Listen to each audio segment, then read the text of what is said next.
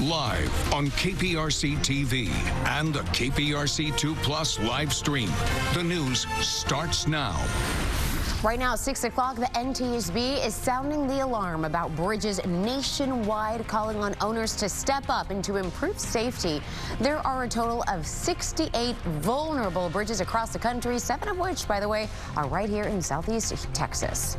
This comes in the wake of last March's collision involving a bridge in Baltimore. You may remember when a cargo ship lost power and it crashed into the Key Bridge, resulting in a collapse. Thank you for joining us tonight. I'm Daniela Guzman. And I'm Keith Garvin. Now the National Transportation Safety Board is urging owners of at-risk bridges to take immediate action. KPRC2's Gage Goulding is investigating which bridges in our area are vulnerable and what needs to be done. He is along Buffalo Bayou near the Sidney Sherman Bridge.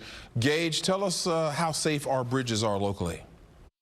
First things first, I want to be clear. All of these bridges are safe to drive over. The NTSB is saying, hey, there's 68 bridges across the country, 7 of which are right here in southeast Texas, like this one behind me, that could be vulnerable if a ship were to hit them. They identified bridges that have piers in ship channels that were built prior to 1996 and that also have a lot of ship traffic. There's no shortage of bridges here in Houston. Being home to the nation's largest port, we're prone to accidents.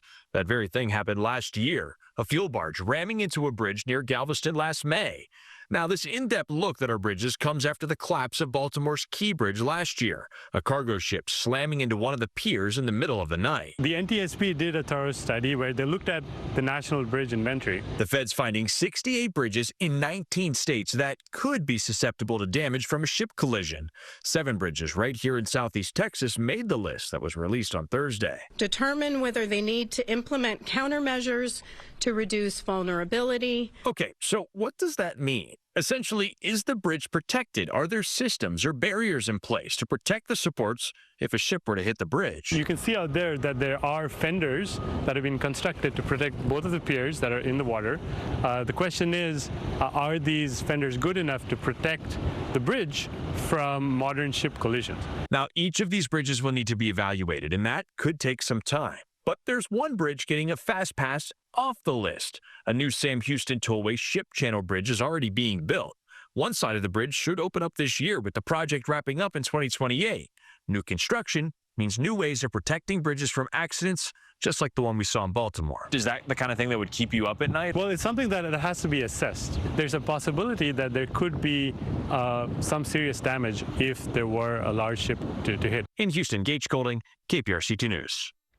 And you can find the full list of vulnerable bridges in our area across the country right here at click2.com. Just search NTSB. Well, the woman accused of running